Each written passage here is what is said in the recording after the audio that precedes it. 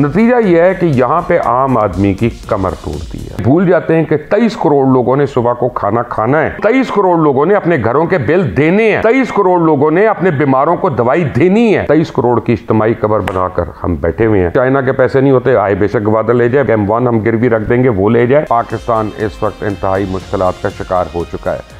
सबसे बड़ी बात, मैंने जो आज तक जो अल्फाज इस्तेमाल नहीं किए, अगर मैं इस्तेमाल करूँ तो कोई गलत नहीं होगा कि तकरीबन हम बैंकरप्ट हो चुके हैं। उसकी क्या वजह है? अगर मैं ये कह रहा हूँ, उसकी वजह यह है कि जब आप लोगों को अपने लिए हुए कर्ज़ की अदायगी ना कर सकें या उनकी रकम ना दे सकें, तो फिर यही कहा जाएगा कि आपके पास माल नहीं है, आपके पास रकम नहीं है और आप इंतहाई ना सिर्फ खसारे का शिकार हैं बल्कि आपकी आमदनी भी कोई नहीं है।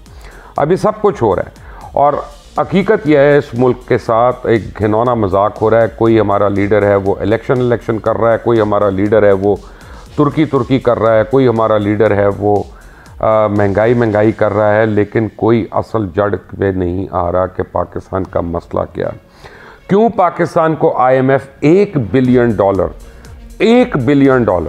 वो देने के लिए उसने नाक से लकीरें खिंचवा दी हैं। सितंबर से लेकर फरवरी हो गया और फरवरी को भी अभी साइन नहीं हुआ।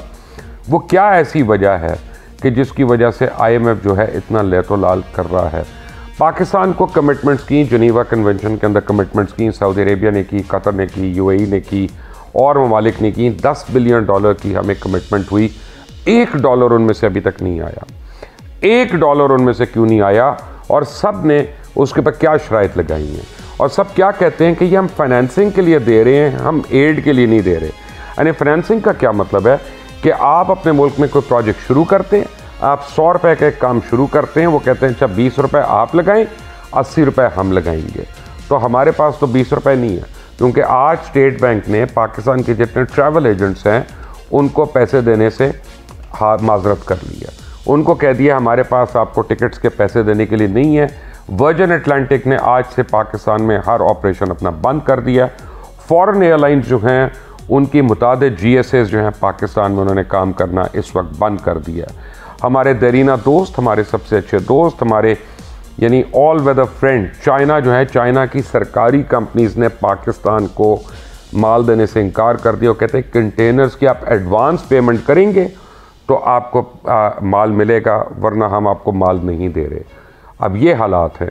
इसमें कौन हमारी मदद कर रहा है या क्यों नहीं कर रहा? पहले ये समझ लें कि क्यों नहीं कर रहा। वजह यह है कि पाकिस्तान के ऊपर $127 बिलियन का कर्जा है।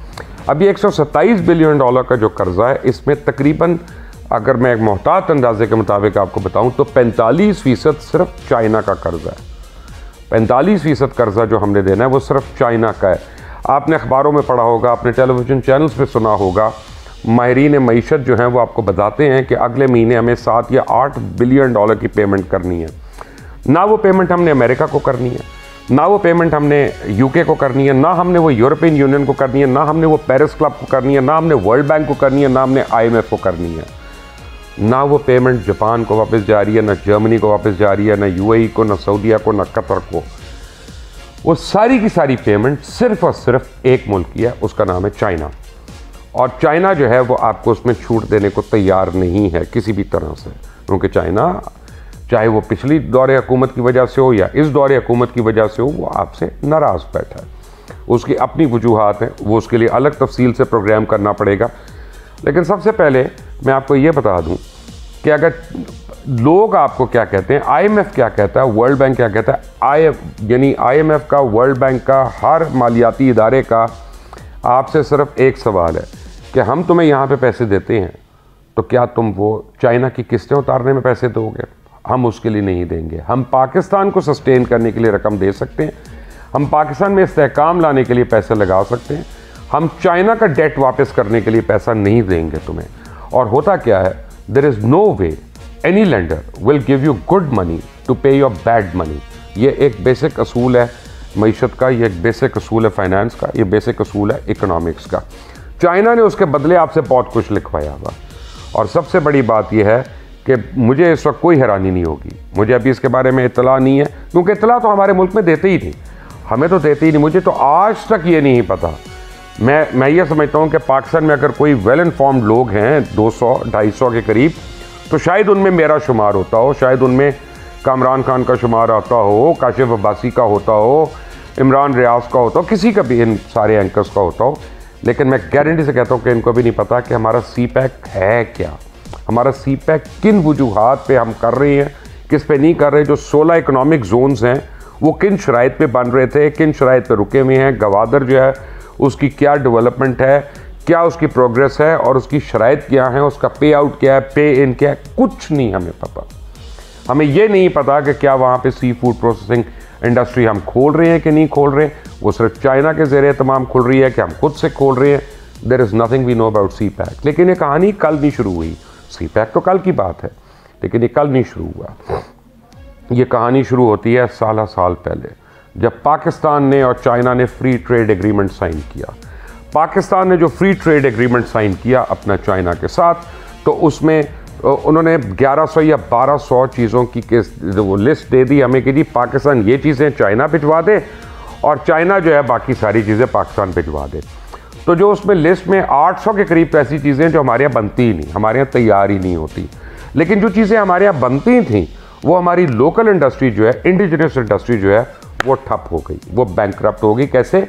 चाइना की मोटर आ रही है, चाइना का एसी आ रहा है। याद करें शुरू में क्यों कहते थे 5000 का एसी है, 1 साल में ख़राब होता है, तो लोगों ने कहा हम जनरल इलेक्ट्रिक का क्यों लें, हम दूसरा क्यों एसी लें, वो तो 35,000 का आता है, ये 5,000 का है ना, हर साल बदल लेंगे, 5,000 का उठा के बाहर फेंक देंगे, दूसरा ले लेंगे, चाइना का है, रशिया का है। वो हमने सारा करना शुरू कर दिया। नतीजा ये हुआ कि हमारी जो लोकल इंडस्ट्री थी, एसीज मैन्युफैक्चर करने वाली या टेलीविज़न मैन्युफैक्चर करने वाली या बाइसिकल्स बनाने वाली या कोई भी ऐसा और काम करने वाली, वो सारी की सारी ठप हो गई। उस ज़माने में यूनाइटेड नेशंस ने नए लॉज क्रिएट किए, उन लॉज को नाम दिया गया एंटी डंपिंग लॉज। और हमारे यहाँ हुक्मरान जो अपने आप को हमेशा अक्ल कुल समझते हैं, सबसे ज़्यादा काबिल समझते हैं, उन्होंने उन एंटी डंपिंग लॉज को उन्होंने इम्प्लीमेंट नहीं किया पाकिस्तान में। और वो एंटी डंपिंग लॉज क्या थे कि बेसिकली आप किसी मुल्क में आप अपने माल को इस तरह से डंप ना करें अंडर प्राइस करके कि उसकी लोकल इंडस्ट्री या लोकल ट्रेड जो है वो ख़त्म हो जाए, वो तबाह हो जाए वहाँ पे।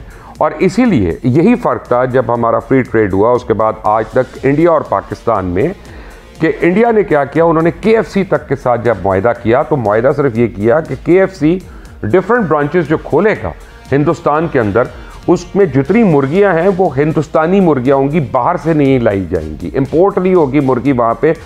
पहले KFC ने कहा कि जी इनकी मुर्गी इन्फीरियर है, उन्होंने कहा इनकी मुर्गी की क्वालिटी नहीं है, उसकी न्यूट्रिशन वैल्यू नहीं है, उन्होंने कहा ठट्टे कुएं में जाओ, बाढ़ में जाओ, मुर्गी होगी तो हमारे लोकल प्रोडक्ट होगा और वही इस्तेमाल होगा।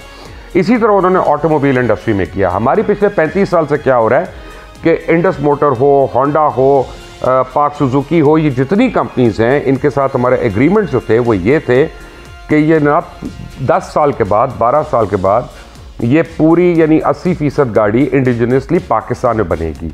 हो क्या रहा था कि अभी तक जो गाड़ी हम बना के बेच रहे हैं, जिसको हम पाकिस्तानी गाड़ी कह रहे हैं, और इस वक्त 90-90 लाख रुपए की बिक रही है, उसमें साइलेंसर तो पाकिस्तानी है, उसमें ढोलकी पाकिस्तानी है, उसमें शायद बम्पर भी पाकिस्तानी हो, लेकिन बाकी पूरी की पूरी गाड़ी पार्ट्स के तौर पे इंपोर्ट होती है और उसके बाद यह बनती है, लोगों को उसका टीका लगता है, फिर गाड़ी के ऊपर सेल्स टैक्स भी लगता है, पहले उसके ऊपर अलग दे रहे हैं।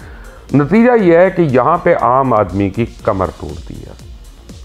और इसकी सारी वजह यह है कि हमारे हुक्मरान, वो चाहे नवाज लीग हो, चाहे पीपल्स पार्टी हो, चाहे PTI हो, ये हमसे झूठ बोलते रहे हैं। हमारा क्या बनेगा? क्या पाकिस्तान सरवाइव कर सकता है या पाकिस्तान का इंतहाई बुरा वक्त आ गया? हमारा प्रॉब्लम है हम मुसलमान हैं और मुसलमान नाउमीद तो होता नहीं।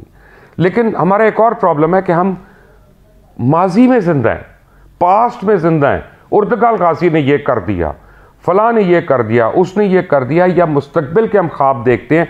ये भूल जाते हैं कि 23 करोड़ लोगों ने सुबह को खाना खाना है, उन 23 करोड़ लोगों ने कल शाम को दोबारा खाना खाना है, उन 23 करोड़ लोगों ने अपने घरों के बिल देने हैं, उन 23 करोड़ लोगों ने अपने बीमारों को दवाई देनी है।